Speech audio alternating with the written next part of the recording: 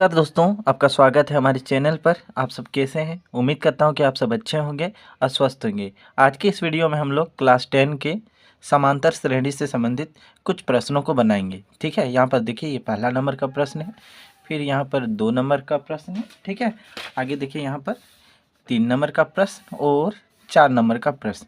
तो हम लोग एक एक करके इन सभी सवालों को बनाएंगे। ठीक है, तो सबसे पहले हम लोग पहला नंबर के प्रश्न को बनाते हैं। देखिए पहला नंबर में क्या कहा गया है। ठीक है, कि एक एपी है। ठीक है, एपी है जिसका 2,7,12 डॉट डॉट डॉट का 10वां पद ज्ञात कीजिए। तो हमें इसमें 10वां पद ज्ञात करना है। ठीक है, कि 10वां पद क्या होगी। ठीक है, तो देखिए ये एपी है। एपी का सबसे शुरू में क्या है यहाँ पर, तो 2 है। तो ये जो सबसे शुरू में जो रहती है ना 2, ये प्रथम पद कहलाती है। ठीक है, 2 प्रथम पद।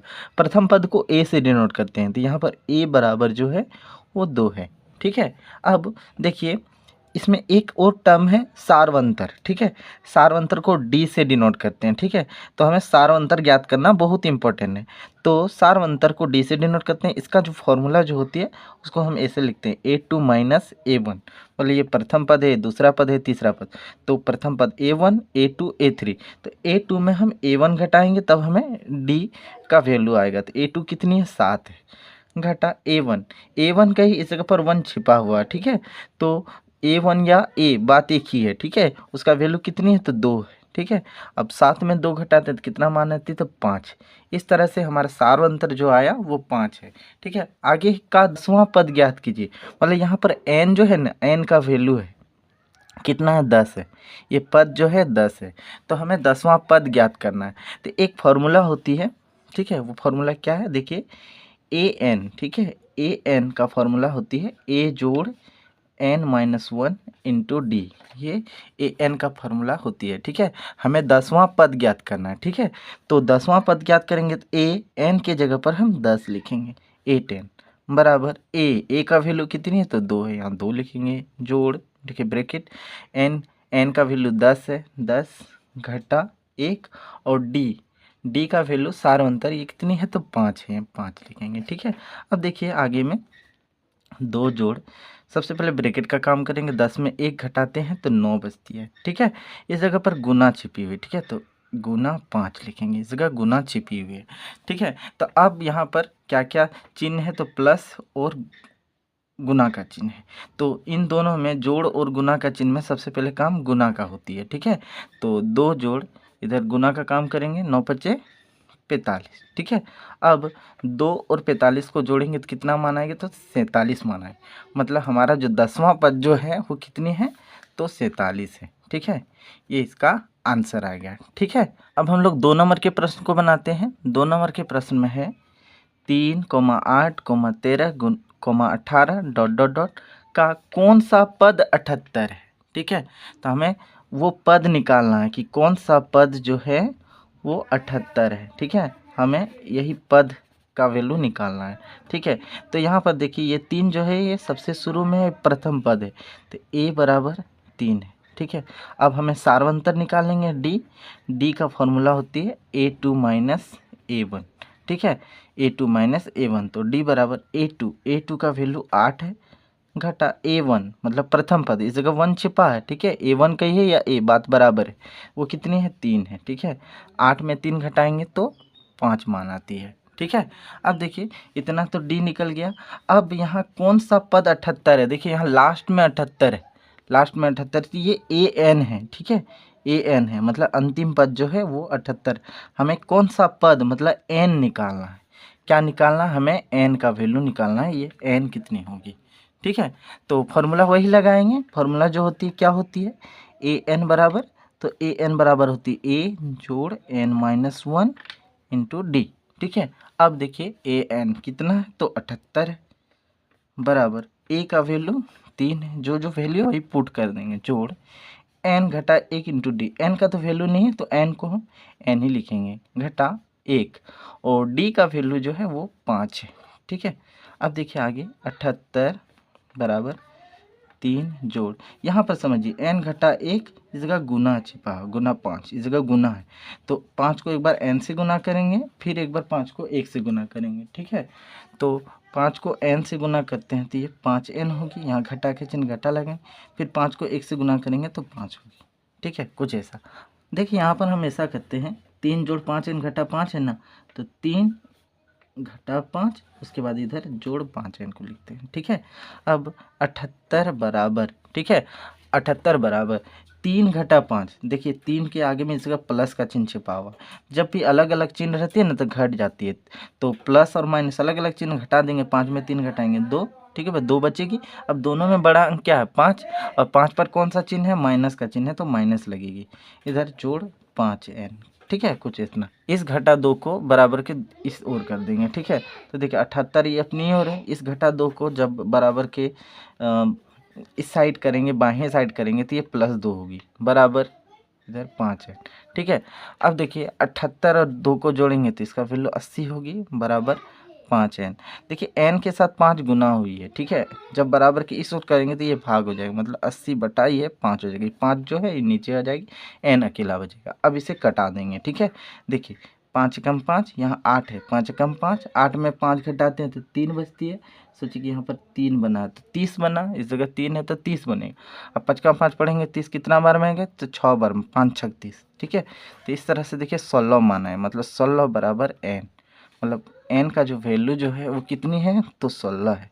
कितना है, 16। हमें यही पद निकालना था, कितना आंसर है 16। ठीक है, अब हम लोग 3 नंबर के प्रश्न को बनाते हैं। देखिए यहाँ पर a का वैल्यू घटा 18 है, d का वैल्यू नहीं दिया गया, n का वैल्यू 10 है और an का वैल्यू 0 है, तो हमें इसमें d का वैल्यू निकालना है। ठीक है, तो जो जो चीज़ें दे दी गई सबसे पहले उसे हम लिख लेते हैं। ठीक है, तो a बराबर है घटा 18। ठीक है, d का वैल्यू नहीं दिया गया, हमें यही d का वैल्यू निकालना है। n बराबर 10 है और an 0 है। ठीक है, तो हमें d का मान निकालना है, तो फॉर्मूला वही लिखेंगे।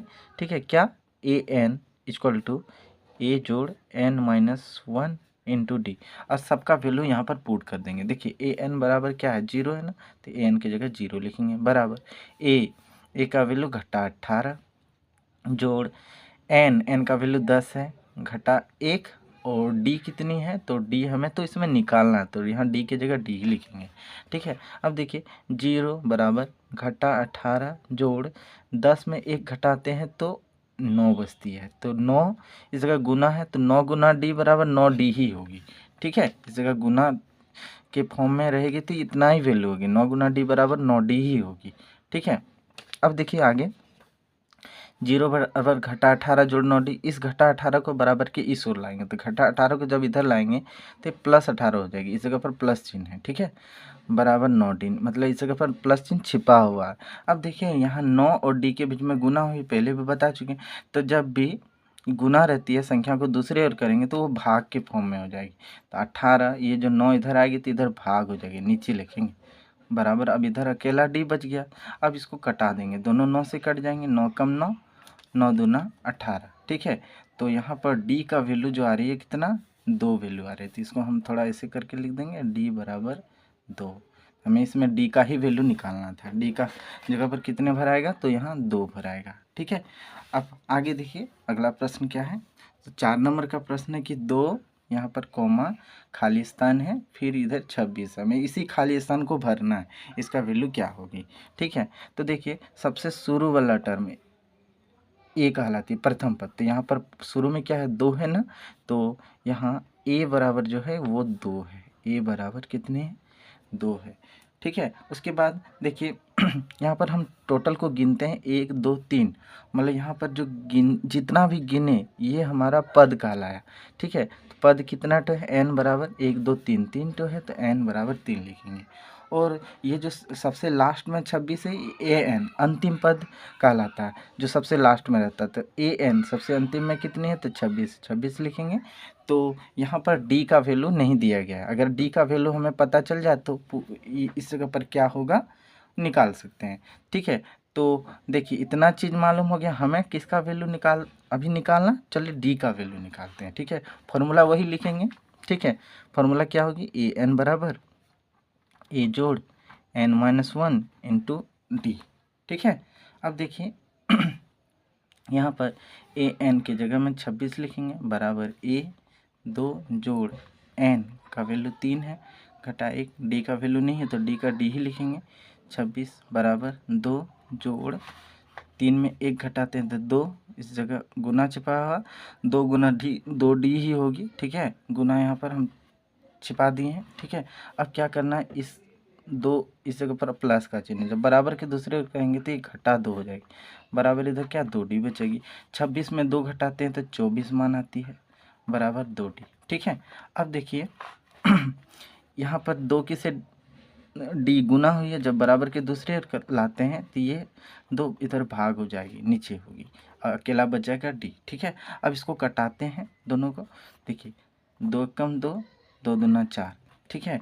तो यहाँ डी का वैल्यू जो आ रहा है कितना आ रहा है, ठीक है, डी का वैल्यू 12, ठीक है, 12 बराबर डी, मतलब डी का वैल्यू हमें यहाँ कितना मिल रहा है, 12 मिल रहा है, ठीक है। तो हमें इसमें दूसरा पद निकालना है, दूसरा पद क्या होगी, ठीक है, इसी दूसरा पद को निकालना। तो देखिए दूसरा पद बराबर जो होती है ना, वो होती है प्रथम पद जोड़ डी, A1 जोड़ डी, या ए जोड़ डी भी लिख सकते हैं, 1 छिपा हुआ रहता है, ठीक है, 1 छिपी हुई रहती है, मतलब इस जगह पर छिपा है 1, 1 छिपा हुआ, तो A1 का ही है, ये बात बराबर है, तो ए का वैल्यू कितनी है 2 जोड़ डी, डी का वैल्यू अभी हम निकाले कितना है, तो अभी हम 12 निकाले, इस 12 को लिखेंगे, ठीक है। तो देखिए 2 जोड़ 12 कितनी हो जाएगी 14, मतलब हमारा जो दूसरा पद जो आया वो कितना 14, यहाँ पर खाली स्थान में कितना भराएगा, तो 14 भराएगा, ठीक है। तो उम्मीद करता हूँ कि आपको ये सभी समझ में आ गई होगी। तब तक के लिए इतना ही, देखने के लिए धन्यवाद।